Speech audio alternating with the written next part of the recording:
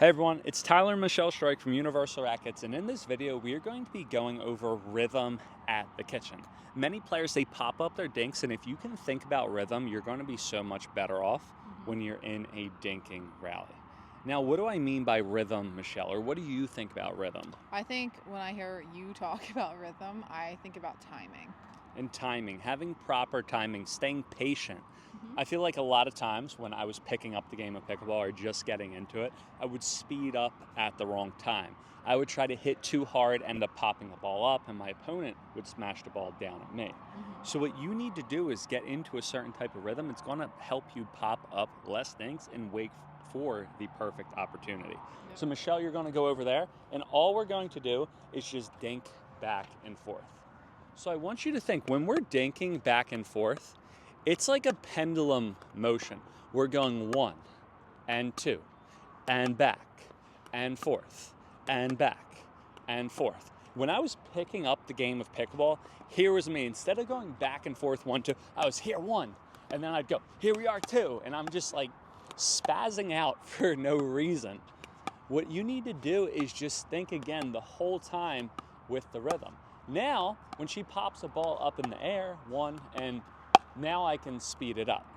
But if you can think every single time that you're going to go back and forth, it's going to really make things much easier. Now, we're going to be talking about our feet and recovery. So also you can use rhythm for recovery as well. So if we're going out wide and I'm hitting, watch what I'm going to do. Every single time after I go out wide, I'm going to come back. So I'm going to go hit, so I'm going to hit, and then I'm back. And then I'm going to hit, and then I'm back.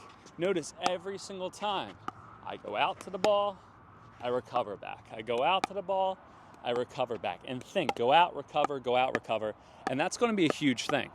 When you recover, you are recovering by pushing off of your outside foot. People that just start playing may not know that that's the best way to move laterally at the kitchen. Sorry, there's a bee and it's like on your hat, on your shirt.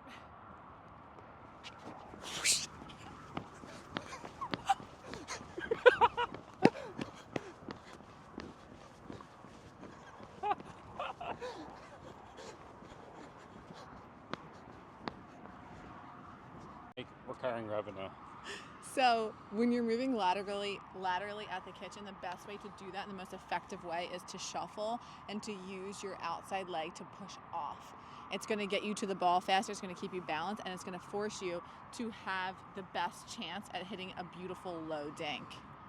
And that's a big thing because a lot of beginner players, they'll cross over and then they can't get to the back, they leave the ball or the space open in the middle. Yeah, let's show them. And then their opponent is going to go out and beat them. And what I mean by that is here, and this is where most players warm up. They just stand here like this. Now, what does that leave open? The whole middle. Instead, after you hit, you want to make sure you get back.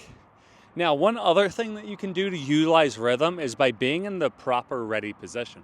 Many players they don't have good hands, they can't get to the next ball, they're afraid to get body bagged, and the only reason why is because they're not in the same ready position.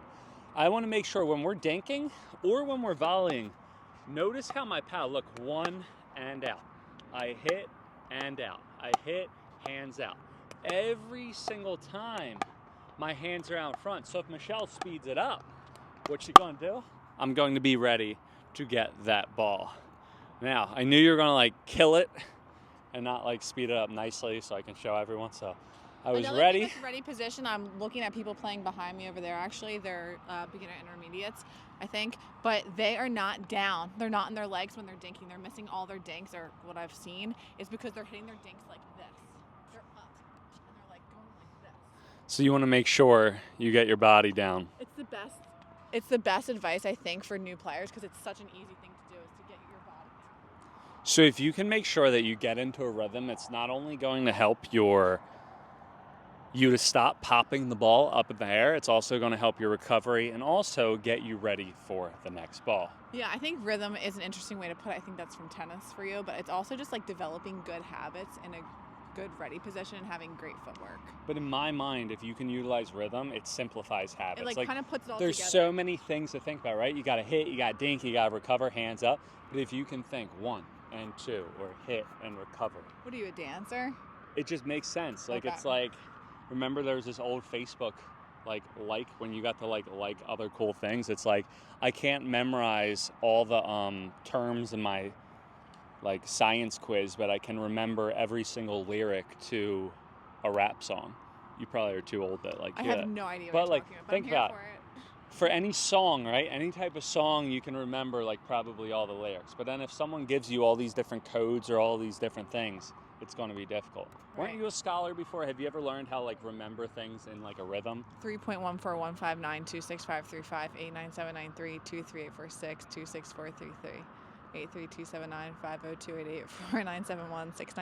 8327950288497169399375105. That's pi to 51 digits. How'd you remember that rhythm? Memorization. Like A, B, C, D, There's E, no- F, G, we're different. Okay, maybe.